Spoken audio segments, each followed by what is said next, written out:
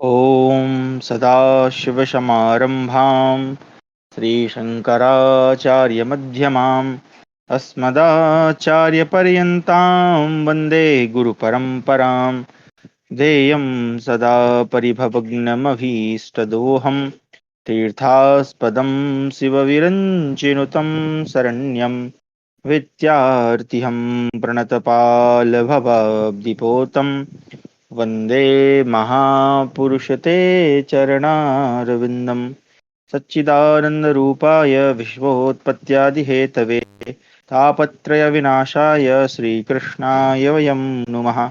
आप सभी का स्वागत है आज की हमारी शास्त्र अध्ययन की कक्षा में, जहां हम अध्ययन कर रहे हैं महाभारत। और इस समय हम जो है उद्योग पर्व पर पहुंच चुके हैं।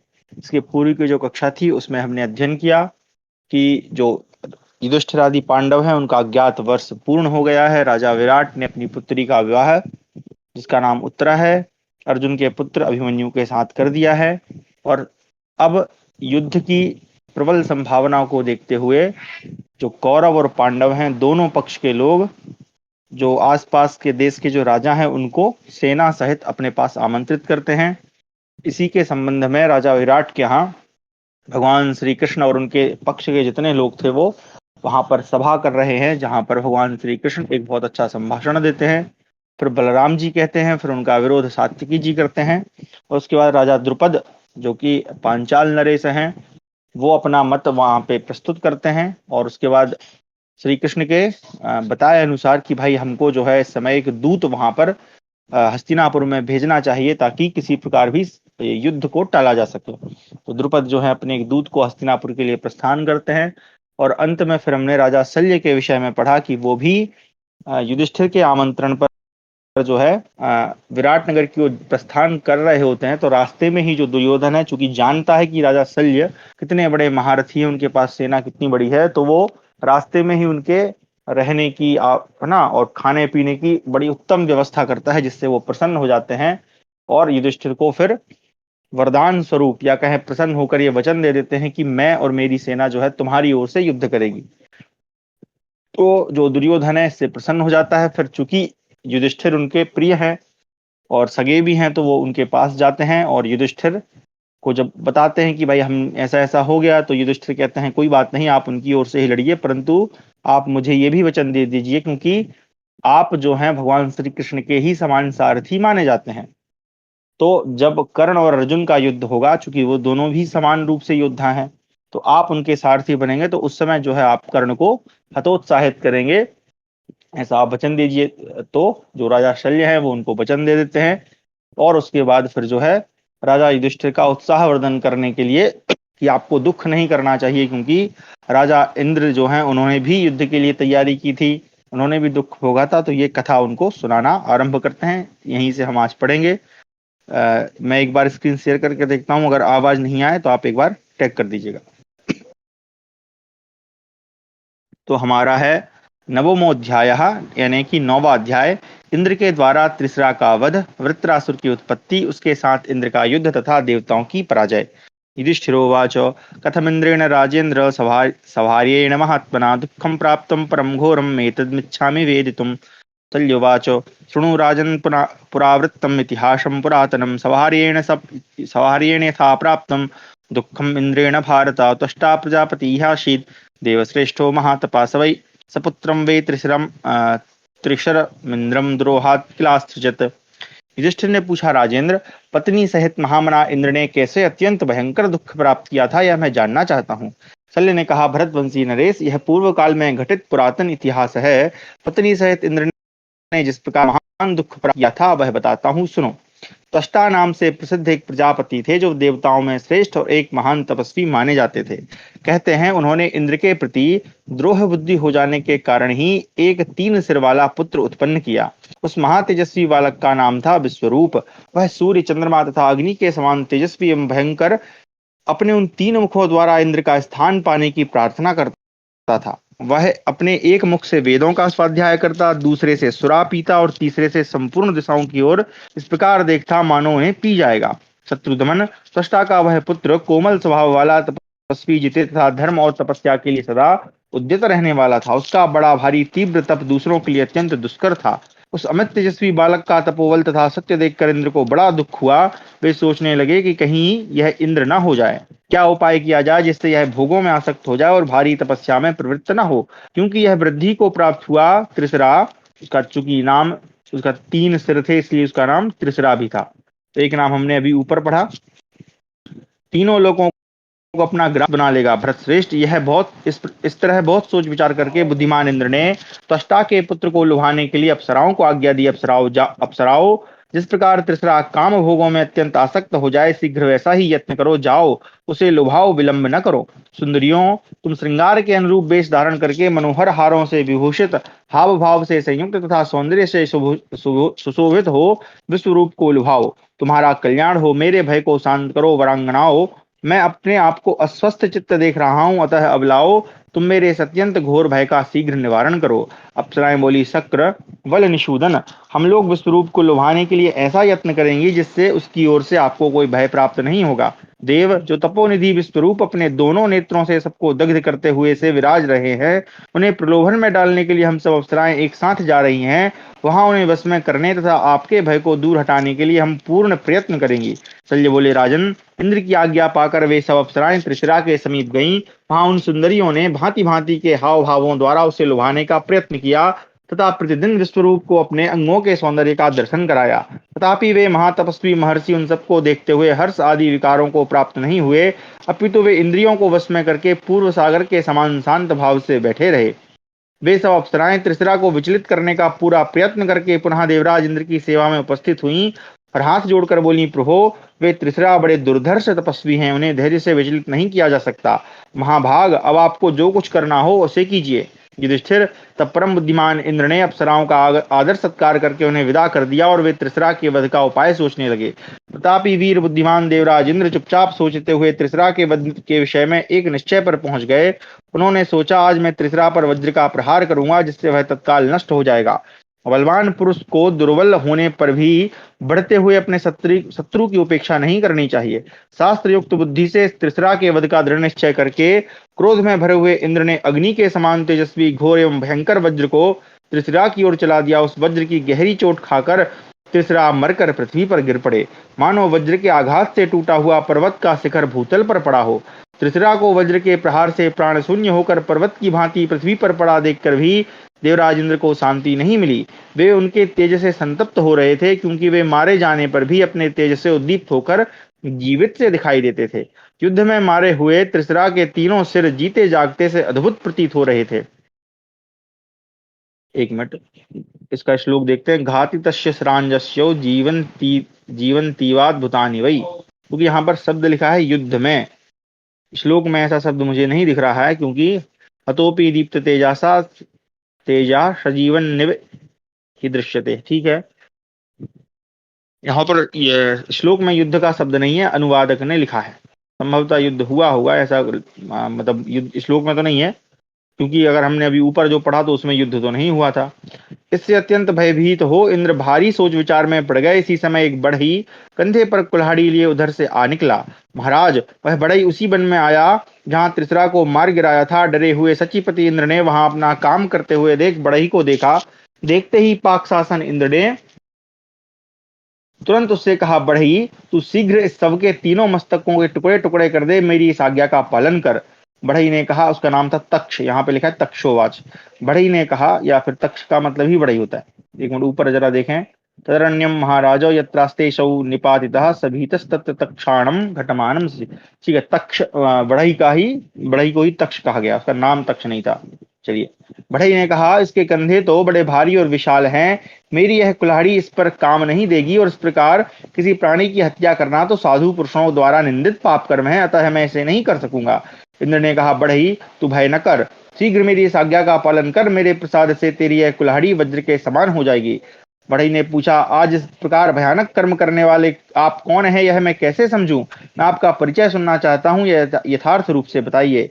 इंद्र ने कहा, बढ़ई, तुझे मालूम होना चाहिए कि मैं देवराज इंद्र हूं। मैंने जो कुछ कहा है उसे शीघ्र पूरा कर, इस विषय में कुछ विचार न कर। बढ़ई ने कहा, देवराज, इस क्रूर कर्म से आपको यहाँ लज्जा कैसे नहीं आती है? इस ऋषि कुमार की हत्या करने से जो ब्रह्म हत्या का पाप लगेगा, क्या उसका भय आपको नहीं है? इंद्र ने कहा, यह मेरा महान शक्तिशाली शत्रु था जिसे मैंने वज्र से मार डाला। इसके बाद ब्रह्म हत्या से अपनी शुद्धि के लिए मैं किसी ऐसे धर्म का अनुष्ठान करूंगा जो दूसरों के लिए अत्यंत दुष्कर हो। बढ़ई, यद्यपि यह मारा गया है तो भी अभी तक मुझे इसका भय बना हुआ है, तो शीघ्र इसके मस्तकों के टुकड़े टुकड़े कर दे, मैं तेरे ऊपर अनुग्रह करूंगा। मनुष्य हिंसा प्रधान तामस यज्ञों में पशु का सिर तेरे भाग के रूप में देंगे। ठीक है, श्लोक देखते हैं। सिरः पशोस्ते दास्यन्ति भागम यज्ञेषु मानवः एष तेनुग्रह ग्रह सॉरी एष तेनुग्रह तक्षण क्षिप्रम कुरु मम प्रियम। ठीक है, बढ़ई, यह तेरे ऊपर मेरा अनुग्रह है, अतः अब तू जल्दी मेरा प्रिय कार्य कर। शल्य कहते हैं, राजन, यह सुनकर बढ़ई ने उस समय महेंद्र की आज्ञा के अनुसार कुठार से यानी कुल्हाड़ी से त्रिसरा के तीनों सिरों के टुकड़े टुकड़े कर दिए। कट जाने पर उसके अंदर से 3 प्रकार के पक्षी निकले, कपिंजल, तीतर और गौरैये। एक मिनट, कपिंजल, तिराश्च, कलविंकाक्ष सर्वसा। यहाँ गौरैया मतलब कलविंकाक्ष। जिस मुख से वे वेदों का पाठ करते थे तथा केवल सोमरस पीते थे, उससे शीघ्रता पूर्वक कपिंजल पक्षी बाहर निकले थे। युधिष्ठिर, जिसके द्वारा वे संपूर्ण दिशाओं को इस प्रकार देखते थे मानो पी जाएंगे, उस मुख से तीतर बाहर निकले। भारत श्रेष्ठ त्रिशरा का जो मुख सुरापान करने वाला था, उससे गौरैया तथा बाज नामक पक्षी प्रकट हुए। अच्छा, यहाँ पे अब दूसरे श्लोक में कह रहे हैं कि बाज भी हो गए, कि पहले कह रहे थे केवल वो हुए। उन तीनों सिरों के कट जाने पर इंद्र की मानसिक चिंता दूर हो गई। वे प्रसन्न होकर स्वर्ग को लौट गए तथा बढ़ई भी अपने घर चला गया। अब यहाँ के जितने श्लोक हैं ये इसके नहीं है, किसी और उसके प्रति के होंगे संभवतः, क्योंकि यहाँ पे श्लोक संख्या नहीं लिखी है। उस बढ़ई ने भी घर जाकर किसी से कुछ नहीं कहा। तदनंतर इंद्र ने ऐसा काम किया है, यह 1 वर्ष तक किसी को मालूम नहीं हुआ। युधिष्ठिर, वर्ष पूर्ण होने पर भगवान पशुपति के भूतगण यह हल्ला मचाने लगे कि हमारे स्वामी इंद्र ब्रह्म हत्यारे हैं। तब पाक शासन इंद्र ने ब्रह्म हत्या से मुक्ति पाने के लिए कठिन व्रत का आचरण किया। वे देवताओं तथा मरुदगणों के साथ तपस्या में संलग्न हो गए। भाई, उनके साथ क्यों हुए? क्योंकि तुमने तो करा है। थोड़ा सा मुझे अजीब ही सा लग रहा है इसको पढ़ने में। उन्होंने समुद्र, पृथ्वी, वृक्ष तथा स्त्री समुदाय को अपनी ब्रह्म हत्या बांटकर उन सबको अभीष्ट वरदान दिया। इस प्रकार वरदायक इंद्र ने पृथ्वी, समुद्र, वनस्पति तथा स्त्रियों को वर देकर उस ब्रह्म हत्या को दूर किया। तदनंतर शुद्ध होकर भगवान इंद्र देवताओं, मनुष्यों तथा महर्षियों से पूजित होते हुए अपने इंद्र पद पर आसीन हुए। ठीक है। अच्छा, यहाँ पर जो लिखा है समुद्र, पृथ्वी, वृक्ष तथा स्त्री समुदाय, इसके विषय में ये कहा जाता है, मतलब सुनने में ही आया है और कहीं तो मैंने पढ़ा नहीं है। अब यहाँ चूंकि प्रसंग है, संभवतः किसी दूसरे पुराण में होगा, तो कहते हैं जो समुद्र को उन्होंने ब्रह्म हत्या का भाग दिया, इससे समुद्र में जो है फेन जो बनता है समुद्र में, वो इसी ब्रह्म हत्या के पाप के कारण होता है। और उसको वरदान ये दिया कि वो उसमें सारी नदियां आकर मिलेंगी। पृथ्वी को पृथ्वी में जो क्या बोलते हैं गड्ढे इत्यादि होते हैं या जो कहीं पर भूकंप इत्यादि आते हैं, वो उसका पाप है। और उसको वरदान दिया कि वो सभी लोगों का भार सहन कर सकती है। तो वृक्षों को ये दिया कि वृक्षों का जो ब्रह्म हत्या का पाप है, तो उसमें से जो गोंद निकलती है वो उसका कहते हैं पाप स्वरूप है। और उनको वरदान ये दिया कि उनसे फल आते हैं। ठीक है। और तीसरा जो स्त्री समुदाय को दिया, तो स्त्री समुदाय को मासिक धर्म होता है, और उनको जो वरदान दिया कि वो गर्भ धारण कर सकेंगी। तो ये इसके विषय में ऐसा सुना है, मैंने पढ़ा, मैंने कहीं नहीं है, इसलिए मैं इसकी पुष्टि नहीं करता हूँ। दैत्यों का संहार करने वाले इंद्र ने शत्रु को मारकर अपने आप को कृतार्थ माना। इधर त्वष्टा प्रजापति ने जब यह सुना कि इंद्र ने मेरे पुत्र को मार डाला है, तब उनकी आंखें क्रोध से लाल हो गईं और वे इस प्रकार बोले। त्वष्टा ने कहा, मेरा पुत्र सदा क्षमाशील, संयमी, जितेंद्रिय रहकर तपस्या में लगा हुआ था, तो भी इंद्र ने बिना किसी अपराध के उसकी हत्या की है। अतः मैं भी देवेंद्र के विनाश के लिए वृत्रासुर को उत्पन्न करूंगा। आज संसार के लोग मेरा पराक्रम तथा मेरी महान तपस्या का बल देखें, साथ ही वह पापात्मा और दुरात्मा देवेंद्र भी मेरा महान तपोबल देख ले। ऐसा कहकर क्रोध में भरे हुए तपस्वी तथा महायशस्वी त्वष्टा ने आचमन करके अग्नि में आहुति दे घोर रूप वाले वृत्रासुर को उत्पन्न करके कहा, इंद्र सत्रो, तू मेरी तपस्या के प्रभाव से खूब बढ़ जा। उसके इतना कहते ही सूर्य और अग्नि के समान तेजस्वी वृत्रासुर सारे आकाश को आक्रांत करके बहुत बड़ा हो गया। वह ऐसा जान पड़ता था मानो प्रलय काल का सूर्य उदित हुआ हो। उसने पूछा, पिताजी मैं क्या करूं? तब त्वष्टा ने कहा, इंद्र को मार डालो। उनके ऐसा कहने पर वृत्रासुर स्वर्गलोक में गया। तदनंतर वृत्रासुर तथा इंद्र में बड़ा भारी युद्ध छिड़ गया। कुरुश्रेष्ठ वे दोनों क्रोध में भरे हुए थे, उनमें अत्यंत घोर संग्राम होने लगा। तदनंतर कुपित हुए वीर वृत्रासुर ने शतक्रतु इंद्र को पकड़ लिया और मुंह बाकर उन्हें उसके भीतर डाल दिया। वृत्रासुर के द्वारा इंद्र के ग्रस लिए जाने पर संपूर्ण देवता घबरा उठे। तब उन महासत्वशाली देवताओं ने जम्हाई की सृष्टि की है। मतलब पहले लोगों को जम्हाई नहीं आती थी, वाह, जो वृत्रासुर का नाश करने वाली थी। जम्हाई लेते समय जब वृत्रासुर ने अपना मुख फैलाया, तब वलनाशक इंद्र अपने अंगों को समेटकर बाहर निकल आया। तभी से सब लोगों के प्राणों में जृंभा शक्ति का निवास हो गया। लीजिए, मतलब तभी से लोग जो हैं जम्हाई ले रहे हैं। तो ये कुछ कुछ पुराण के अनुसार ही वर्णन है, जो कि मुझे मतलब पुराण की शैली में वर्णन है, जो कि मुझे उचित जान नहीं पड़ रहा है। इसके लिए क्रिटिकल एडिशन या कोई दूसरी प्रति को एक बार देखना पड़ेगा। इंद्र को उसके मुख से निकला हुआ देख सब देवता बड़े प्रसन्न हुए। तदनंतर वृत्रासुर तथा इंद्र में पुनः युद्ध होने लगा। भरतश्रेष्ठ क्रोध में भरे हुए इन दोनों वीरों का वह भयानक संग्राम बहुत देर तक चलता रहा। वृत्रासुर त्वष्टा के तेज और बल से व्याप्त हो जब युद्ध में अधिक बलशाली हो बढ़ने लगा, तब इंद्र युद्ध से विमुख हो गए। इंद्र के विमुख होने पर सब देवताओं को बड़ा दुख हुआ। भारत, त्वष्टा के तेज से मोहित हुए सब देवता देवराज इंद्र तथा ऋषियों से मिलकर सलाह करने लगे कि अब हमें क्या करना चाहिए। राजन, भय से मोहित हुए सब देवता बहुत देर तक सोच विचार करके मन ही मन अविनाशी परमात्मा भगवान विष्णु की शरण में गए और वे वृत्रासुर के वध की इच्छा से मंदराचल के शिखर पर ध्यानस्थ होकर बैठ गए। इस प्रकार हमारा 9वां अध्याय समाप्त हुआ। 10वां अध्याय, इंद्र सहित देवताओं का भगवान विष्णु की शरण में जाना। इंद्र का उनकी आज्ञा अनुसार वृत्रासुर से संधि करके अवसर पाकर उसे मारना एवं ब्रह्म हत्या के भय से जल में छिपना। तो दोबारा से इनको ब्रह्म हत्या लग रही है। इंद्रवाच सर्वं व्याप्तमिदं देवा वृत्रेण जगदव्यं नहस्य सदृशं किंचित् प्रतिघाताय यद् भवेत् समर्थो ह्यवं पूर्वं समर्थोऽस्मि साम्प्रतं कथं नु कार्यं भद्रं वो दुर्दशा सहि मे मतः तेजस्वी च महात्मा च युद्धे चामित विक्रमः ग्रसेत् त्रिभुवनं सर्वं सदेवासुर मानुषम्। इंद्र बोले, देवताओं, वृत्रासुर ने इस संपूर्ण जगत को आक्रांत कर लिया है। इसके योग्य कोई ऐसा अस्त्र शस्त्र नहीं है जो इसका विनाश कर सके। पहले मैं सब प्रकार से सामर्थ्यशाली था, किंतु इस समय असमर्थ हो गया हूँ। आप लोगों का कल्याण हो, बताइए कैसे क्या काम करना चाहिए। मुझे तो वृत्रासुर दुर्जय प्रतीत हो रहा है। वह तेजस्वी और महाकाय है, युद्ध में उसके बल पराक्रम की कोई सीमा नहीं। वह चाहे तो देवता, असुर और मनुष्यों सहित संपूर्ण त्रिलोकी को अपना ग्रास बना सकता है। अतः देवताओं, इस विषय में मेरे इस निश्चय को सुनो। हम लोग भगवान विष्णु के धाम में चलें और उन परमात्मा से मिलकर उन्हीं से सलाह करके उस दुरात्मा के वध का उपाय जाने। शल्य बोले, राजन, इंद्र के ऐसा कहने पर ऋषियों सहित संपूर्ण देवता सबके शरणदाता अत्यंत बलशाली भगवान विष्णु की शरण में गए। वे सबके सब वृत्रासुर के भय से पीड़ित थे। उन्होंने देवेश्वर भगवान विष्णु से इस प्रकार कहा, प्रभु, आपने पूर्व काल में अपने 3 डगों द्वारा संपूर्ण त्रिलोकी को माप लिया था। विष्णु, आपने ही मोहिनी अवतार धारण करके दैत्यों के हाथ से अमृत छीना एवं युद्ध में उन सबका संहार किया था। महादैत्य बलि को बांधकर इंद्र को देवताओं का क्षमा करें राजा बनाया। आप ही संपूर्ण देवताओं के स्वामी हैं। आपसे ही यह समस्त चराचर जगत व्याप्त है। महादेव, आप ही अखिल विश्व वंदित देवता हैं। सुरश्रेष्ठ, आप इंद्र सहित संपूर्ण देवताओं के आश्रय हो। असुरसूदन वृत्रासुर ने इस संपूर्ण जगत को आक्रांत कर लिया है। भगवान विष्णु बोले, देवताओं, तुम लोगों का उत्तम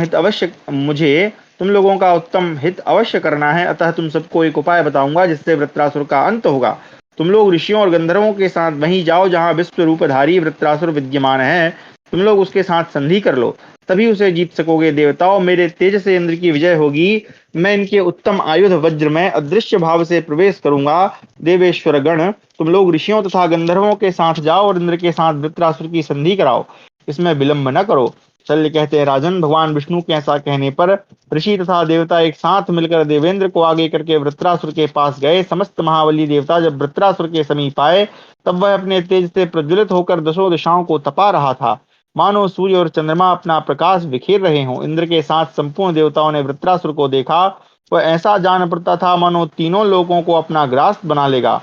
उस समय वृत्रासुर के पास आकर ऋषियों ने उससे यह प्रिय वचन कहा, दुर्जय वीर, तुम्हारे तेज से यह सारा जगत व्याप्त हो रहा है। बलवानों में श्रेष्ठ वृत्र, इतने पर भी तुम इंद्र को जीत नहीं सकते। तुम दोनों को युद्ध करते बहुत समय बीत गया। देवता, असुर तथा मनुष्यों सहित सारी प्रजा इस युद्ध से पीड़ित हो रही है। अतः वृत्रासुर, हम चाहते हैं कि इंद्र के साथ तुम्हारी सदा के लिए मैत्री हो जाए। इससे तुम्हें सुख मिलेगा और इंद्र के सनातन लोकों पर भी तुम्हारा अधिकार रहेगा। ऋषियों की यह बात सुनकर महाबली वृत्रासुर ने उन सबको मस्तक झुकाकर प्रणाम किया और इस प्रकार कहा, महाभाग देवताओं, महर्षियों तथा गंधर्वों, आप सब लोग जो कुछ कह रहे हैं वह सब मैंने सुन लिया। निष्पाप देवगढ़, आप मेरी भी बात आप लोग सुने, सॉरी, अब मेरी बात भी आप लोग सुने। मुझ में और इंद्र में संधि कैसे होगी? दो तेजस्वी पुरुषों में मैत्री का संबंध किस प्रकार स्थापित होगा? ऋषि बोले, एक बार साधु पुरुषों की संगति की अभिलाषा अवश्य रखनी चाहिए। साधु पुरुषों का संग प्राप्त होने पर उससे परम कल्याण ही होगा। साधु पुरुषों की संग की अवहेलना नहीं करनी चाहिए। अतः संतों का संग मिलने की अवश्य इच्छा करें। सज्जनों का संग शुद्र, अच्छा रंग लिखा है यहाँ पे, दृढ़म सताम संगतम चापि नित्यम, ठीक है, संग ही है। सज्जनों का संग सुदृढ़ एवं चिरस्थायी होता है। धीर संत महात्मा संकट के समय हितकर कर्तव्य का ही उपदेश देते हैं। साधु पुरुषों का संग महान अभीष्ट वस्तुओं का साधक होता है। अतः बुद्धिमान पुरुष को चाहिए कि वह सज्जनों को नष्ट करने की इच्छा न करे। इंद्र सत्पुरुषों के सम्माननीय हैं, महात्मा पुरुषों के आश्रय हैं। ये सत्यवादी, अनिंदनीय, धर्मज्ञ तथा सूक्ष्म बुद्धि वाले हैं। ऐसे इंद्र के साथ तुम्हारी सदा के लिए संधि हो जाए, इस प्रकार तुम उनका विश्वास प्राप्त करो। तुम्हें इसके विपरीत कोई विचार नहीं करना चाहिए। शल्य कहते हैं, राजन, महर्षियों की यह बात सुनकर तेजस्वी वृत्र ने उनसे कहा, भगवान, आप जैसे तपस्वी महात्मा अवश्य ही मेरे लिए सम्माननीय हैं। देवताओं में भी जो कुछ कह रहा हूँ वह सब आप यदि लोग स्वीकार कर लें तो इन श्रेष्ठ ब्रह्मर्षियों ने जो मुझे आदेश दिए हैं मैं उसका अवश्य पालन करूंगा। विप्रवरो, मैं देवताओं सहित इंद्र के द्वारा न सूखी वस्तु से, न गीली वस्तु से, न पत्थर से, न लकड़ी से, न शस्त्र से, न अस्त्र से, न दिन में न रात में ही मारा जाऊं, इस शर्त पे देवेंद्र के साथ सदा के लिए मेरी संधि हो तो मैं उसे पसंद करता हूँ। भरतश्रेष्ठ, तब ऋषियों ने उससे बहुत अच्छा कहा। इस प्रकार संधि हो जाने पर वृत्रासुर को बड़ी प्रसन्नता हुई। इंद्र भी हर्ष में भरकर सदा उससे मिलने लगे, परंतु वे वृत्र के वध संबंधी उपायों को ही सोचते रहते थे। वृत्रासुर के छिद्र की यानी उसे मारने के अवसर की खोज करते हुए देवराज इंद्र सदा उद्विग्न रहते थे। एक दिन उन्होंने समुद्र के तट पर उस महान असुर को देखा। उस समय अत्यंत दारुण संध्या काल का मुहूर्त उपस्थित था। भगवान इंद्र ने परमात्मा श्री भगवान विष्णु के वरदान का विचार करके सोचा, यह भयंकर संध्या उपस्थित है, इस समय न रात है न दिन है, अतः अभी इस वृत्रासुर का अवश्य वध कर देना चाहिए, क्योंकि यह मेरा सर्वस्व हर लेने वाला शत्रु है। यदि इस महाबली, महाकाय और महान असुर वृत्र को धोखा देकर मैं अभी नहीं मार डालता हूँ तो मेरा भला न होगा। इस प्रकार सोचते ही इंद्र भगवान विष्णु का बार बार स्मरण करने लगे। इसी समय उनकी दृष्टि समुद्र में उठते हुए पर्वताकार फेन पर पड़ी। उसे देखकर इंद्र ने मन ही मन यह विचार किया कि यह न सूखा है न आर्द्र है, आर्द्र मतलब गीला, न अस्त्र है न शस्त्र है, अतः इसी को वृत्रासुर पर छोड़ूंगा, जिससे वह क्षण भर में नष्ट हो जाएगा। यह सोचकर इंद्र ने तुरंत ही वृत्रासुर पर वज्र सहित फेन का प्रहार किया। उस समय भगवान विष्णु ने उस फेन में प्रवेश करके वृत्रासुर को नष्ट कर दिया। वृत्रासुर के मारे जाने पर संपूर्ण दिशाओं का अंधकार दूर हो गया।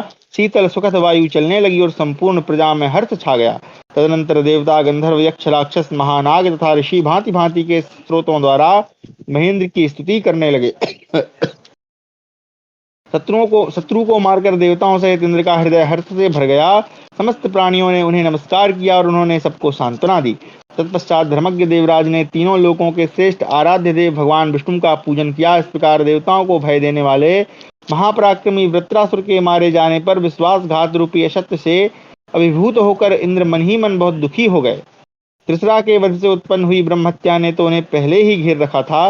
वे संपूर्ण लोगों की अंतिम सीमा पर जाकर वेशोदोरचेत होकर रहने लगे। वहां अपने ही पापों से पीड़ित हुए देवेंद्र का किसी को पता न चला। वे जल में विचरने वाले सर्प की भांति पानी में ही छिपकर रहने लगे। ब्रह्महत्या के भय से पीड़ित हो जब देवराज इंद्र अदृश्य हो गए तब यह पृथ्वी नष्ट सी हो गई। यहाँ के वृक्ष उजड़ गए, जंगल सूख गए, नदियों का स्रोत छिन्न भिन्न हो गया और सरोवरों का जल सूख गया। सब जीवों में अनावृष्टि के कारण क्षोभ उत्पन्न हो गया तथा देवता तथा संपूर्ण महर्षि भी अत्यंत भयभीत हो गए। संपूर्ण जगत में अराजकता के कारण भारी उपद्रव होने लगे। स्वर्ग में देवराज इंद्र के न होने से देवता तथा देवर्षि भी भयभीत होकर सोचने लगे, अब हमारा राजा कौन होगा। देवताओं में से कोई भी स्वर्ग का राजा बनने का विचार नहीं करता था। इस प्रकार 10वां अध्याय समाप्त हुआ। 11वां अध्याय, देवताओं तथा ऋषियों के अनुरोध से राजा नहुस का इंद्र के पद पर अभिषिक्त होना एवं काम भोग में आसक्त होना और चिंता में पड़ी हुई इंद्राणी को बृहस्पति का आश्वासन। शल्योवाच ऋषयोथा ब्रुवन् सर्वे देवाश्च त्रिदेवेश्वरः अयं वै नहुषा श्रीमान् देवराज्येऽभिषिच्यताम् तेजस्वी च यशस्वी च धार्मिकश्चैव नित्यता ते गत्वा त्वब्रुवन् सर्वे राजानो भव पार्थिव। तथानुवाच नहुषो देवान् ऋषिगणस्तथा पितृभिः सहितान् राजन् परीप्सन् हितमात्मनः। शल्य कहते हैं, युधिष्ठिर, इस प्रकार स्वर्ग में अराजकता हो जाने पर ऋषियों तथा संपूर्ण देवताओं एवं देवेश्वरों ने परस्पर मिलकर विचार किया कि ये जो श्रीमान नहुष हैं, इन्हीं को देवराज के पद पर अभिषिक्त किया जाए, क्योंकि ये तेजस्वी, यशस्वी तथा नित्य निरंतर धर्म में तत्पर रहने वाले हैं। ऐसा निश्चय करके वे लोग राजा नहुष के पास जाकर बोले, पृथ्वी पते, आप हमारे राजा होइए राजन। तब नहुष ने पितरों सहित उन देवताओं तथा ऋषियों से अपने हित की इच्छा से कहा, मैं तो दुर्बल हूँ, मुझ में आप लोगों की रक्षा करने की शक्ति नहीं है। बलवान पुरुष ही राजा होता है, इंद्र में ही बल की नित्य सत्ता है। यह सुनकर संपूर्ण देवता तथा ऋषि पुनः उससे बोले, राजेंद्र, आप हमारी तपस्या से संयुक्त हो स्वर्ग के राज्य का पालन कीजिए। हम लोगों में से प्रत्येक को एक दूसरे का घोर भय बना रहता है, इसमें संशय नहीं है। अतः आप अपना अभिषेक कराइए और स्वर्ग के राजा होइए। देवता, दानव, यक्ष, ऋषि, राक्षस, पितर, गंधर्व और भूत जो भी आपके नेत्रों के सामने आ जाएंगे, उन्हें देखते ही आप उनका तेज हर लेंगे और बलवान हो जाएंगे। अतः सदा धर्म को सामने रखते हुए संपूर्ण लोकों के अधिपति होइए। आप स्वर्ग में रहकर ब्रह्मर्षियों तथा देवताओं का पालन कीजिए, युधिष्ठिर। तदनंतर राजा नहुष का स्वर्ग में इंद्र के पद पर अभिषेक हुआ। धर्म को आगे रखकर उस समय राजा नहुष संपूर्ण लोकों के अधिपति हो गए। वे परम दुर्लभ वर पाकर स्वर्ग के राज्य को हस्तगत करके निरंतर धर्मपरायण रहते हुए भी काम भोग में आसक्त हो गए। देवराज नहुष संपूर्ण देवोद्यानों में, नंदनवन के उपवनों में, कैलाश में, हिमालय के शिखर पर, मंदराचल, श्वेतगिरी, सह्य, महेंद्र तथा मलय पर्वत एवं समुद्रों और सरिताओं में अप्सराओं तथा देवकन्याओं के साथ भांति भांति की क्रीड़ाएं करते थे। कानों और मन को आकर्षित करने वाली नाना प्रकार की दिव्य कथाएं सुनते थे तथा सब प्रकार के वाद्यों और मधुर स्वर से गाए जाने वाले गीतों का आनंद लेते थे। विश्वावसु, नारद, गंधर्वों, अप्सराओं के समुदाय तथा छहों ऋतुएं शरीर धारण करके देवेंद्र की सेवा में उपस्थित होती थीं। उनके लिए वायु मनोहर, सुगंध, शीतल और सुगंधित होकर बहते थे। इस प्रकार क्रीड़ा करते हुए दुरात्मा नहुष की दृष्टि एक दिन देवराज इंद्र की प्यारी महारानी सची पर पड़ी। उन्हें देखकर दुष्टात्मा नहुष ने समस्त सभासदों से कहा, इंद्र की महारानी सची मेरी सेवा में क्यों उपस्थित नहीं होती? मैं देवताओं का इंद्र हूँ और संपूर्ण लोकों का अधीश्वर हूँ। अतः सची देवी आज मेरे महल में शीघ्र पधारें। यह सुनकर सची देवी मन ही मन बहुत दुखी हुई और बृहस्पति जी से बोली, ब्रह्मन, मैं आपकी शरण में आई हूँ, आप नहुष से मेरी रक्षा कीजिए। विप्रवर, आप मुझसे कहा करते हैं कि तुम समस्त शुभ लक्षणों से संपन्न देवराज इंद्र की प्राण वल्लभा, अत्यंत सुख भागिनी, सौभाग्यवती, एक पत्नी और पतिव्रता हो। महाराज, आपने पहले जो बैसी बातें कही हैं, अपनी उन वाणियों को सत्य कीजिए। देवगुरु, आपके मुख से पहले कभी कोई व्यर्थ या असत्य वचन नहीं निकला है, अतः द्विश्रेष्ठ, आपका यह पूर्वोक्त वचन भी सत्य होना चाहिए। यह सुनकर बृहस्पति ने भय से व्याकुल हुई इंद्राणी से कहा, देवी, मैंने तुमसे जो कुछ कहा है वह अवश्य सत्य होगा। तुम शीघ्र ही देवराज इंद्र को यहाँ आया हुआ देखोगी। नहुष से तुम्हें डरना नहीं चाहिए, मैं सच्ची बात कहता हूँ, थोड़े ही दिनों में तुम्हें इंद्र से मिला दूंगा। जब राजा नहुष ने सुना कि इंद्राणी अंगिरा के पुत्र बृहस्पति की शरण में गई हैं, तब वे बहुत कुपित हुए। इस प्रकार हमारा 11वां अध्याय समाप्त हुआ। 12वां अध्याय देवता नहुष संवाद। बृहस्पति के द्वारा इंद्राणी की रक्षा था। इंद्राणी का नहुष के पास कुछ समय की अवधि मांगने के लिए जाना। शल्योवाचो, क्रुद्धं तु नहुषं दृष्ट्वा देवा ऋषिपुरोगमा अब्रुवन् देवराजानं नहुषं घोरदर्शनम्।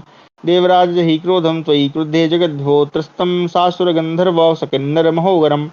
जहि क्रोधमिमं साधो न कुप्यन्ति भवद्विधा परस्य पत्नी सा देवी प्रसीदस्व सुरेश्वर। शल्य कहते हैं, युधिष्ठिर, देवराज नहुष को क्रोध में भरे हुए देख देवता लोग ऋषियों को आगे करके उनके पास गए। उस समय उनकी दृष्टि बड़ी भयंकर प्रतीत होती थी।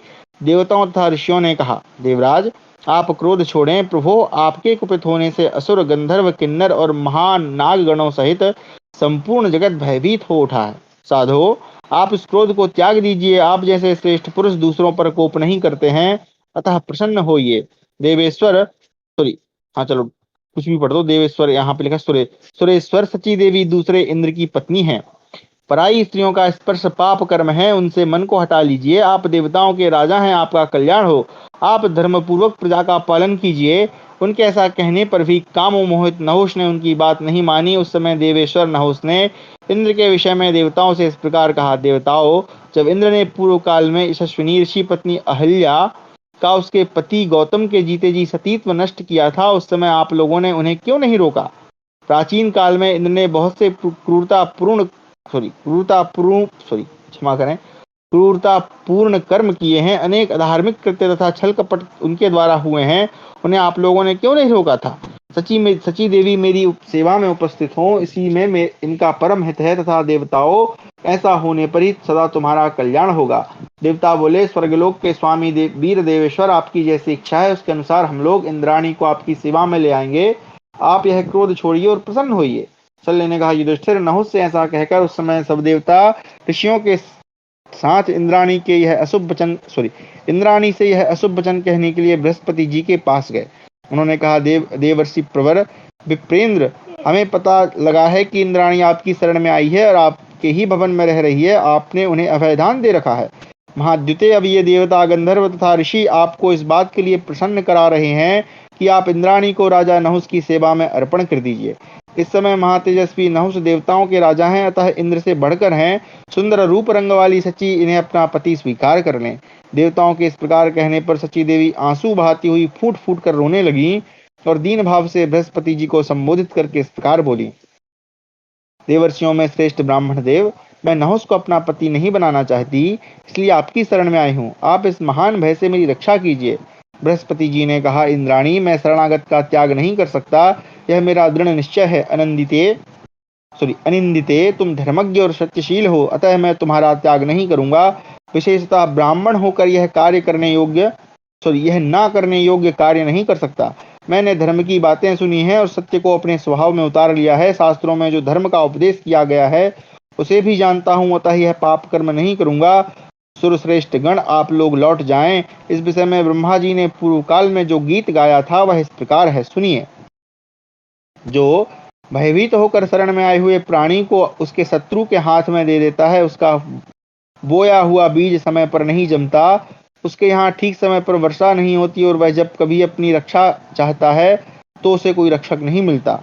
जो भयभीत शरणागत को शत्रु के हाथ में सौंप देता है, वह दुर्बल चित्त मानव जो अन्न ग्रहण करता है वह व्यर्थ हो जाता है, उसके सारे उद्यम नष्ट हो जाते हैं और वह स्वर्गलोक से नीचे गिर जाता है। इतना ही नहीं, देवता लोग उसके दिए हुए भविष्य को स्वीकार नहीं करते, उसकी संतानें अकाल में ही मर जाती हैं, उसके पुत्र सदा नरक में निवास करते हैं। जो भयभीत शरणागत को शत्रु के हाथ में दे देता है, उस पर इंद्र आदि देवता वज्र का प्रहार करते हैं।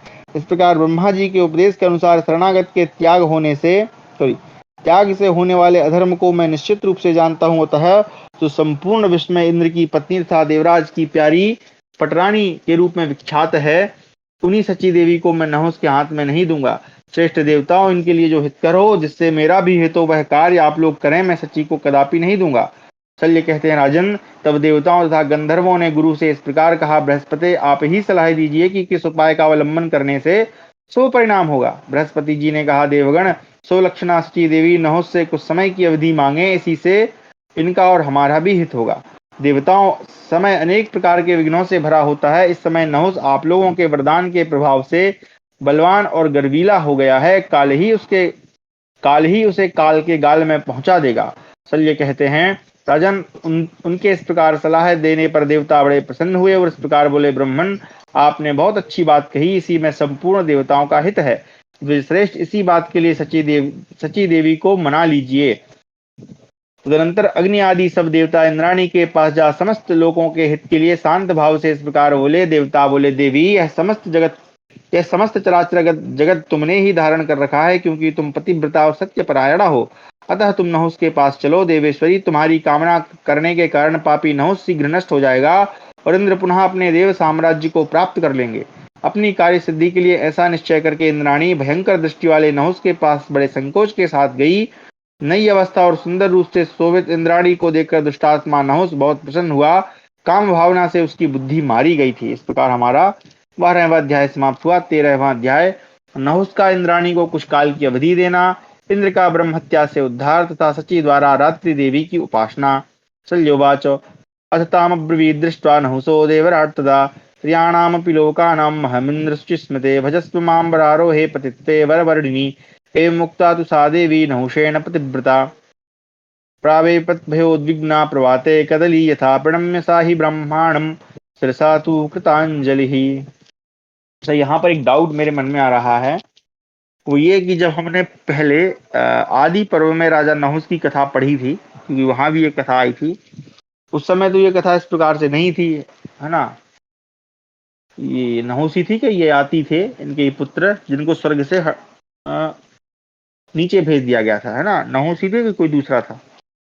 नहुस, नहुस के पुत्र ययाति, शायद ययाति को भेजा गया था, देखना पड़ेगा वहां, लेकिन नहुस की कथा में ऐसा कुछ था नहीं। चलिए इसको पढ़ते हैं। शल्य कहते हैं, युधिष्ठिर, उस समय देवराज नहुस ने इंद्राणी को देखकर कहा, सुचिस्मते, मैं तीनों लोगों का स्वामी इंद्र हूँ। उत्तम रंग रूप वाली सुंदरी, तुम मुझे अपना पति बना लो। नहुस के ऐसा कहने पर पतिव्रता देवी सची भय से उद्विग्न हो तेज हवा में हिलने वाले केले के वृक्ष की भांति कांपने लगी। उन्होंने मस्तक झुकाकर ब्रह्मा जी को प्रणाम किया और भयंकर दृष्टि वाले देवराज नहुस से हाथ जोड़कर कहा, देवेश्वर, मैं आपसे कुछ समय की अवधि लेना चाहती हूँ। अभी यह पता नहीं कि देवेंद्र किस अवस्था में पड़े हैं अथवा कहाँ चले गए हैं। रोज का ठीक ठीक पता लगने पर यदि कोई बात मालूम नहीं हो सकी तो मैं आपकी सेवा में उपस्थित हो जाऊंगी। आपसे मैं यह सत्य कहती हूँ। इंद्राणी के ऐसा कहने पर नहुस को बड़ी प्रसन्नता हुई। नहुस बोले, सुंदरी, तुम मुझसे यहाँ जैसा कह रही हो ऐसा ही हो। इसके अनुसार पता लगाकर तुम्हें मेरे पास आ जाना चाहिए। इस सत्य को सदा याद रखना। नृपश्रेष्ठ इंद्राणी की सॉरी नहुस से विदा लेकर सुलक्षणा स्त्री सची उस स्थान से निकली और पुनः बृहस्पति जी के भवन में चली। नृपश्रेष्ठ, इंद्राणी की बात सुनकर अग्नि आदि सब देवता एकाग्रचित्त हो इंद्र की खोज करने के लिए आपस में विचार करने लगे। फिर बातचीत में कुशल देवगण संपूर्ण जगत की उत्पत्ति के कारणभूत देवादिदेव भगवान विष्णु से मिले और भय से उद्विग्न हो उनसे इस प्रकार बोले, देवेश्वर, देव समुदाय के स्वामी इंद्र ब्रह्म हत्या से अभिभूत होकर कहीं छिप गए हैं। भगवान आप ही हमारे आश्रय और संपूर्ण जगत के पूर्वज तथा प्रभु हैं। अच्छा, यहाँ पर एक डाउट ये भी है कि जब पहले ब्रह्म हत्या करी थी इंद्र ने, तब तो उसने सबको अपना भाग बांट दिया था, ठीक है, और ब्रह्म हत्या के पाप से मुक्त हो गया था। तो अभी दोबारा में जब उसने ब्रह्म हत्या करी तब ऐसा क्यों नहीं कर रहा है? ठीक है, खैर चलिए। आपने समस्त प्राणियों की रक्षा के लिए विष्णु रूप धारण किया है। यद्यपि वृत्रासुर आपकी ही शक्ति से मारा गया है, तथापि इंद्र को ब्रह्म हत्या ने आक्रांत कर लिया है। सुरश्रेष्ठ गण, अब आप ही उनके उद्धार का उपाय बताइए। हाँ, और दूसरा प्रश्न ये है कि जब विष्णु भगवान ने ही मारा है तो फिर उनको ब्रह्म हत्या का क्यों पाप लग रहा है? खैर, देवताओं की यह बात सुनकर भगवान विष्णु बोले, इंद्र यज्ञों द्वारा केवल मेरी ही आराधना करे, इससे मैं वज्रधारी इंद्र को पवित्र कर दूंगा। पाक शासन इंद्र पवित्र अश्वमेध यज्ञ के द्वारा मेरी आराधना करके पुनः निर्भय हो देवेंद्र पद को प्राप्त कर लेंगे और खोटी बुद्धि वाला नहुष अपने ही कर्मों से नष्ट हो जाएगा। देवताओं, तुम आलस्य छोड़कर कुछ काल तक और यह कष्ट सहन करो। भगवान विष्णु की यह शुभ सत्य तथा अमृत के समान मधुर वाणी सुनकर गुरु तथा महर्षियों सहित सब देवता उस स्थान पर गए जहां भय से व्याकुल हुए इंद्र छिपकर रहते थे। नरेश्वर, वहां महात्मा महेंद्र की शुद्धि के लिए एक महान अश्वमेध यज्ञ का अनुष्ठान हुआ जो ब्रह्म हत्या को दूर करने वाला था। युधिष्ठिर, इंद्र ने वृक्ष, नदी, पर्वत, पृथ्वी और स्त्री समुदाय में ब्रह्म हत्या को बांट दिया। देखिए वही फिर से वही बात दोबारा से आ गई जो मैं बोल ही रहा था अभी थोड़ी देर पहले। खैर चलिए, इसीलिए ऐसी जो कथाएं हैं महाभारत के अंतर्गत, इस पर थोड़ा सा डाउट हो जाता है कि भाई संभवतः ये कहीं प्रक्षिप्त तो नहीं है। लेकिन देखा जाए तो ये कथा ही है, क्योंकि जो शल्य हैं वो कथा सुना रहे हैं किसको? युधिष्ठिर जी को। इस प्रकार समस्त भूतों में ब्रह्म हत्या का अभिवादन करके देवेश्वर इंद्र ने उसे त्याग दिया और स्वयं मन को वश में करके वे निष्पाप एवं निश्चिंत हो गए। परंतु बल नामक दानव का नाश करने वाले इंद्र जब अपना स्थान ग्रहण करने के लिए स्वर्गलोक में आए, तब उन्होंने देखा नहुस देवताओं के वरदान से अपनी दृष्टि मात्र से समस्त प्राणियों के तेज को नष्ट करने में समर्थ और दुसह हो गया है। यह देखकर वे कांप उठे। तदनंतर सचिपति इंद्रदेव पुनः सबकी आंखों से ओझल हो गए तथा अनुकूल समय की प्रतीक्षा करते हुए समस्त प्राणियों से अदृश्य रहकर विचरने लगे। इंद्र के पुनः अदृश्य हो जाने पर सची देवी शोक में डूब गई और अत्यंत दुखी हो हा इंद्र कहती हुई विलाप करने लगी। तत्पश्चात वे इस प्रकार बोली, यदि मैंने दान दिया हो, होम किया हो, गुरुजनों को संतुष्ट रखा हो तथा मुझ में सत्य विद्यमान हो तो मेरा पातिव्रत्य सुरक्षित रहे। उत्तरायण के दिन यह जो पुण्य एवं दिव्य रात्रि आ रही है, उसकी अधिष्ठात्री देवी रात्रि को मैं नमस्कार करती हूँ। मेरा मनोरथ सफल हो। ऐसा कहकर सची ने मन और इंद्रियों को संयम में रखकर रात्रि देवी की उपासना की। पतिव्रता एवं सत्यपरायणा होने के कारण उन्होंने उपस्तुति नाम वाली रात्रि देवी का आवाहन किया और उनसे कहा, देवी, जहाँ देवराज इंद्र हो वह स्थान मुझे दिखाइए। सत्य का सत्य से ही दर्शन होता है। इस प्रकार 13वां अध्याय समाप्त हुआ। 14वां अध्याय उपस्तुति देवी की सहायता से इंद्राणी की इंद्र से भेंट। शल्योवाच, अथैनाम रूपिणी साध्वीमुपातिष्ठ मुपातिष्ठत् उपस्तुतितां वयोरूप संपन्नां दृष्ट्वा देवीमुपस्थिताम् इंद्राणी संपृष्टात्मा संपूज्येनामथा ब्रुवीत्, इच्छामि त्वामहं ज्ञातुं का त्वं ब्रूहि वरानने। उपश्रुतिर्वाच उपश्रुतिरहं देवी तवान्तिकमुपागता दर्शनं चैव सम्प्राप्ता तव सत्येन भाविनी। शल्य कहते हैं युधिष्ठिर, तदनंतर उपश्रुति देवी मूर्तिमती होकर साध्वी सची देवी के पास आई। नूतन वै तथा मनोहर रूप से शोभित उपश्रुति देवी को उपस्थित हुई देख इंद्राणी का मन प्रसन्न हो गया। उन्होंने उनका पूजन करके कहा, सुमुखी, मैं आपको जानना चाहती हूँ, बताइए आप कौन है। उपश्रुति बोली, देवी मैं उपश्रुति हूँ और तुम्हारे पास आई हूँ। भामिनी, तुम्हारे सत्य से प्रभावित होकर मैंने तुम्हें दर्शन दिया है।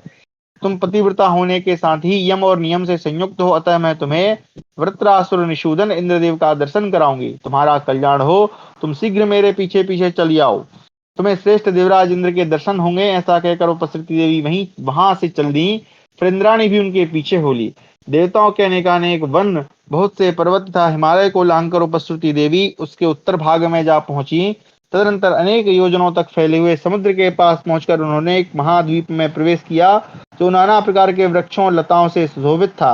वहां एक दिव्य सरोवर दिखाई दिया, जिसमें अनेक प्रकार के जल पक्षी निवास करते थे। वह सुंदर सरोवर 100 योजन लंबा और उतना ही चौड़ा था।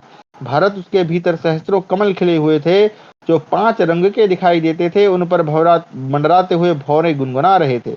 उक्त सरोवर के मध्य भाग में एक बहुत बड़ी सुंदर कमलिनी थी, जिसे एक ऊंची नाल वाले गौर वर्ण के विशाल कमल ने घेर रखा था। उपश्रुति देवी ने उस कमलनाल को चीरकर इंद्राणी सहित उस कमल के भीतर प्रवेश किया और वहीं एक तंतु में घुसे हुए शतक्रतु इंद्र को देखा। अत्यंत सूक्ष्म रूप से अवस्थित भगवान इंद्र को वहां देखकर देवी उपस्थिति तथा इंद्राणी ने भी सूक्ष्म रूप धारण कर लिया। इंद्राणी ने पहले के विख्यात कर्मों का बखान करके इंद्रदेव का स्तवन किया।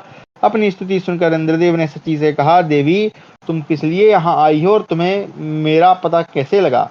तब इंद्राणी ने नहुस की कुचेष्टा का वर्णन किया। शतक्रतो तीनों लोकों के इंद्र का पद पाकर नहुस बल पराक्रम से संपन्न हो घमंड में भर गया है।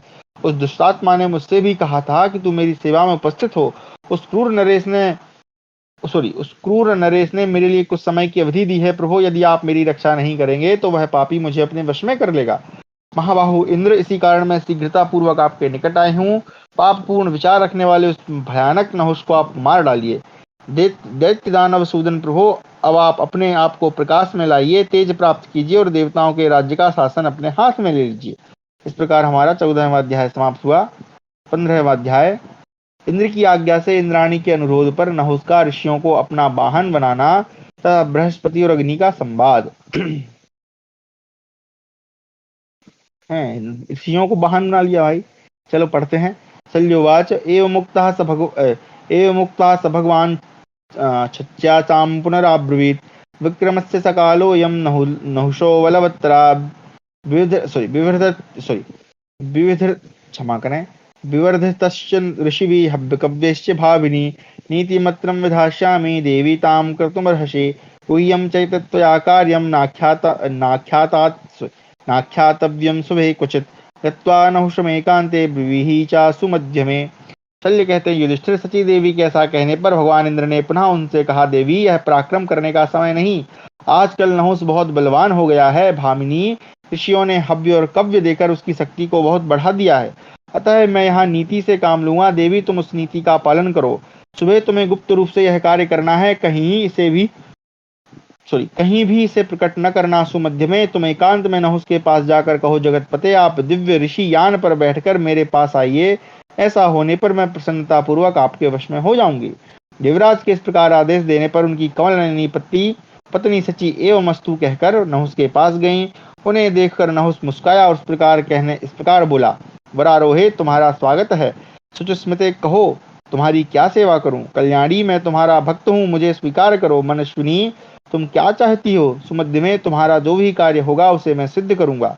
सुश्रोणी, तुम्हें मुझसे लज्जा नहीं करनी चाहिए, मुझ पर विश्वास करो। देवी, मैं सत्य की शपथ कहकर कहता हूँ, तुम्हारी प्रत्येक आज्ञा का पालन करूंगा।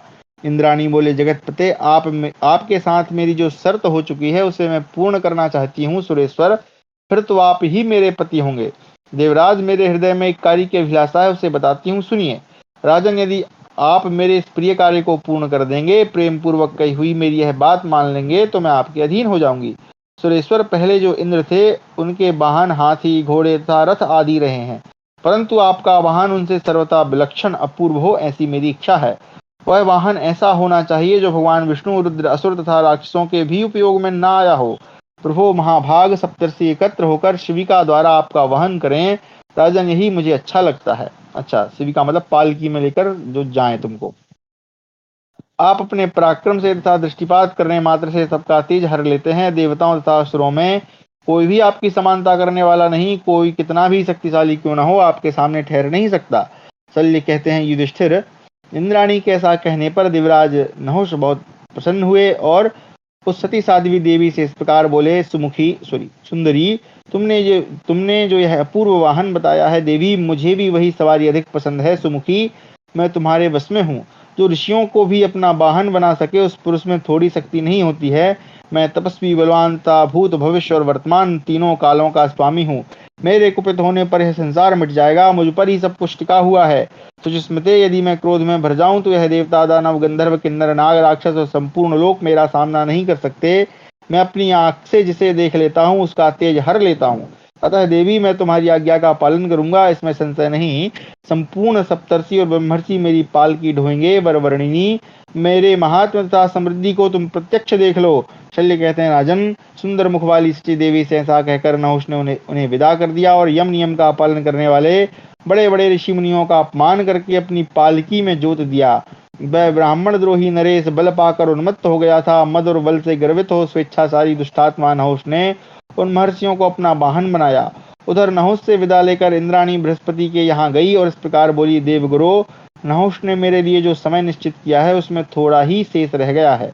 आप शीघ्र इंद्र का पता लगाइए। मैं आपकी भक्त हूँ, मुझ पर दया कीजिए। तब भगवान बृहस्पति ने बहुत अच्छा कहकर उनसे इस प्रकार कहा, देवी, तुम दुष्टात्मा नहुष से डरो मत। यह नराधम अब अधिक समय तक यहाँ ठहर नहीं सकेगा, इसे गया हुआ ही समझो। सुबह यह पापी धर्म को नहीं जानता, अतः महर्षियों को अपना वाहन बनाने के कारण शीघ्र नीचे गिरेगा। इसके सिवा मैं भी इस दुर्बुद्धि नहुष के विनाश के लिए यज्ञ करूंगा, साथ ही इंद्र का भी पता लगाऊंगा। तुम डरो मत, तुम्हारा कल्याण हो। तदनंतर महातेजस्वी बृहस्पति ने देवराज की प्राप्ति के लिए विधि पूर्वक अग्नि को प्रज्वलित करके उसमें उत्तम भविष्य की आहुति दी। राजन, अग्नि में आहुति देकर उन्होंने अग्निदेव से कहा, आप इंद्रदेव का पता लगाइए। उस हवन कुंड से साक्षात अग्निदेव प्रकट होकर अद्भुत स्त्री वेश धारण करके वहीं अंतर्धान हो गए। मन के समान तीव्र गति वाले अग्निदेव संपूर्ण दिशाओं, विदिशाओं, पर्वतों और वनों में तथा भूतल और आकाश में भी इंद्र की खोज करके पल भर में बृहस्पति के पास लौट आए। अग्निदेव बोले, बृहस्पति, मैं देवराज को इस संसार में कहीं नहीं देख रहा हूँ। केवल जल शेष रह गया है, वहां जहां उनकी खोज नहीं की, परंतु मैं कभी भी जल में प्रवेश करने का साहस नहीं कर सकता। ब्रह्मन, जल में मेरी गति नहीं, इसके सिवा दूसरा कौन सा कार्य मैं करूं। तब देवगुरु ने कहा, महाद्युते, आप जल में भी प्रवेश कीजिए। अग्नि बोले, मैं जल में प्रवेश नहीं कर सकूंगा, क्योंकि उसमें मेरा विनाश हो जाएगा। महातेजस्वी बृहस्पति, मैं तुम्हारी शरण में आया हूँ, तुम्हारा कल्याण हो। मुझे जल में जाने के लिए न कहो। जल से अग्नि, ब्राह्मण से क्षत्रिय तथा पत्थर से लोहे की उत्पत्ति हुई है। इनका तेज सर्वत्र काम करता है, परंतु अपने कारणभूत पदार्थों में आकर बुझ जाता है। अच्छा, ये है यहाँ पे ये बता रहे हैं कि जो जल से ही अग्नि तत्व आया है, ब्राह्मण से क्षत्रिय आए हैं और पत्थर से लोहा बना है। लेकिन इनका तेज तो सर्वत्र काम करता है, लेकिन जब अपने कारणभूत यानी कि जैसे अग्नि जल में जाएगा, ब्राह्मण क्षत्रिय में मिलेगा और लोहा पत्थर में मिलेगा तो नष्ट हो जाता है, ऐसा मतलब कहना। चलिए भैया, 15वां अध्याय समाप्त हुआ। 16वां अध्याय, बृहस्पति द्वारा अग्नि और इंद्र का स्तवन तथा बृहस्पति एवं लोकपालों की इंद्र से बातचीत। बृहस्पतिरुवाच, त्वमग्ने सर्वदेवानां मुखं त्वमसि हव्यवार्तवन्तः सर्वभूतानां गूढश्चरसि साक्षिवत्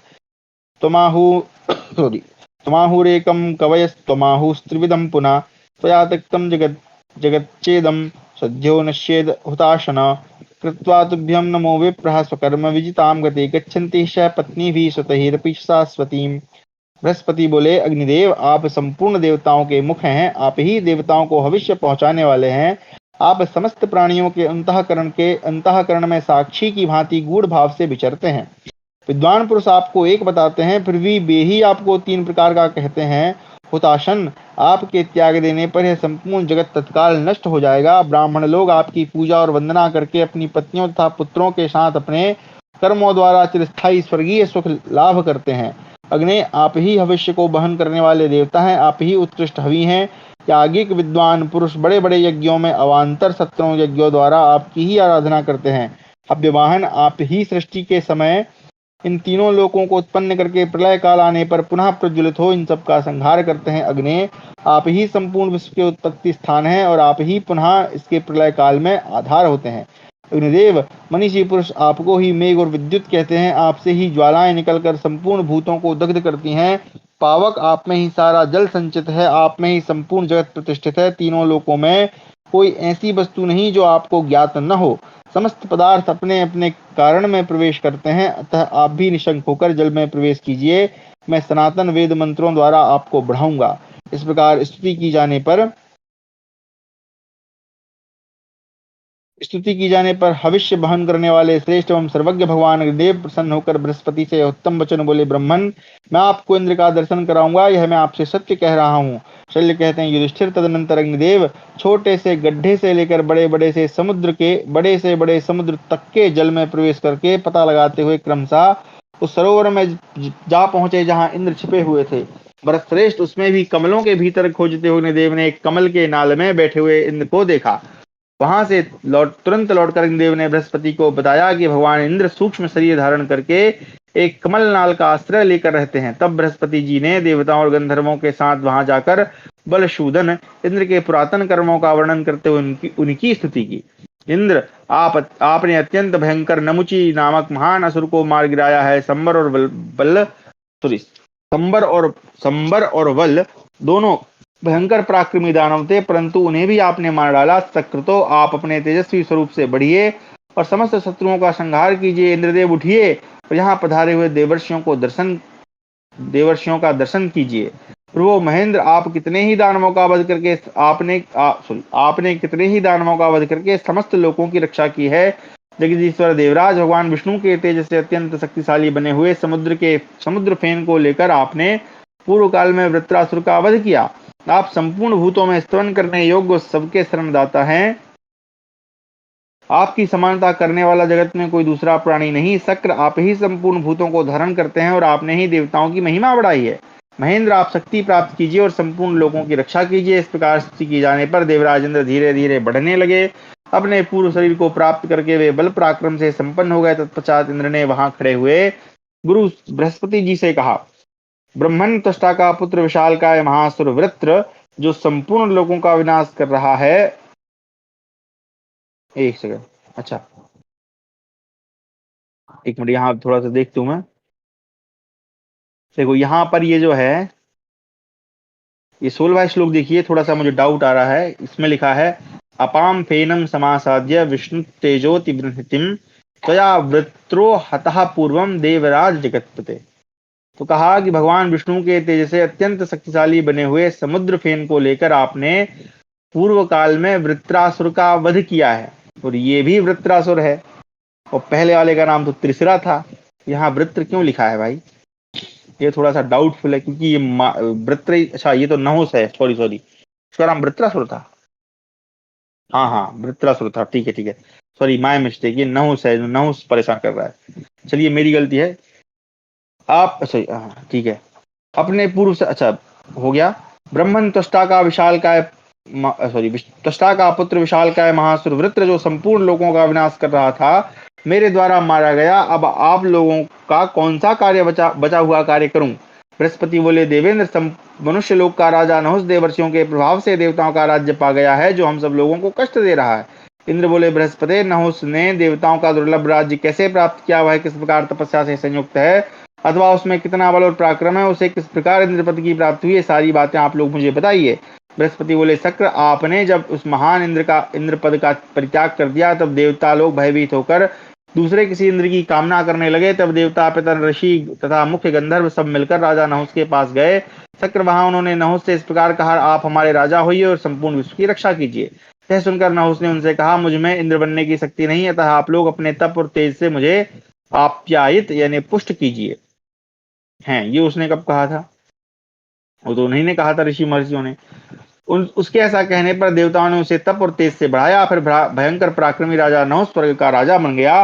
इस प्रकार त्रिलोकी का राज्य पाकर वह दुरात्मा नहुष महर्षियों को अपना वाहन बनाकर सब लोकों में घूमता है। वह देखने मात्र से सबका तेज हर लेता है। उसकी दृष्टि में भयंकर विष है। वह अत्यंत घोर स्वभाव का हो गया है। तुम नहुष की ओर कभी देखना नहीं। तुम सब देवता भी अत्यंत पीड़ित हो गूढ़ रूप से विचरते हैं, परंतु नहुष की ओर कभी देखते नहीं। शल्य कहते हैं, राजन, अंगिरा के पुत्रों में श्रेष्ठ बृहस्पति जब ऐसा कह रहे थे, उसी समय लोकपाल कुबेर, सूर्यपुत्र यम, पुरातन देवता चंद्रमा तथा वरुण भी वहां पहुंचे। वे सब देवराज इंद्र से मिलकर बोले, शक्र, बड़े सौभाग्य की बात है कि आपने त्वष्टा के पुत्र वृत्रासुर का वध किया। हम लोग आपको शत्रु का वध करने के पश्चात सकुशल और अक्षत देखते हैं। यह बड़े आनंद की बात है। उन लोकपालों से यथा योग्य मिलकर महेंद्र को बड़ी प्रसन्नता हुई। उन्होंने उन सबको संबोधित करके राजा नहुष के भीतर बुद्धिभेद उत्पन्न करने के लिए प्रेरणा देते हुए कहा, इन देवताओं का राजा नहुष बड़ा भयंकर हो रहा है। उसे स्वर्ग से हटाने के कार्य में आप लोग मेरी सहायता करें। यह सुनकर उन्होंने उत्तर दिया, देवेश्वर, नहुष तो बड़ा भयंकर रूप वाला है। उसकी दृष्टि में विष है, अतः हम लोग उससे डरते हैं। शक्र, यदि आप हमारी सहायता से राजा नहुष को पराजित करने के लिए उद्यत हैं, तो हम भी यज्ञ में भाग पाने के अधिकारी हों।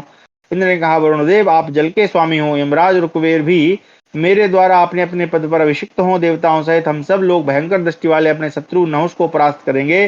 तब अग्नि ने भी इंद्र से कहा, प्रभु, मुझे भी भाग दीजिए, मैं आपकी सहायता करूंगा। तब इंद्र ने उनसे कहा, अग्निदेव, महायज्ञ में इंद्र और अग्नि का एक सम्मिलित भाग होगा, जिस पर तुम्हारा भी अधिकार होगा। शल्य कहते हैं, राजन, इस प्रकार सोच विचार करके पाक शासन भगवान महेंद्र ने कुबेर को संपूर्ण यक्षों तथा धन का अधिपति बना दिया। इसी प्रकार वरदायक इंद्र ने खूब सोच विचार करके वैवस्वत यम को पितरों का तथा वरुण को जल का स्वामित्व प्रदान किया। इस प्रकार हमारा 16वां अध्याय समाप्त हुआ। 17वां अध्याय हम कल पढ़ेंगे। कक्षा को यहीं विराम देते हैं।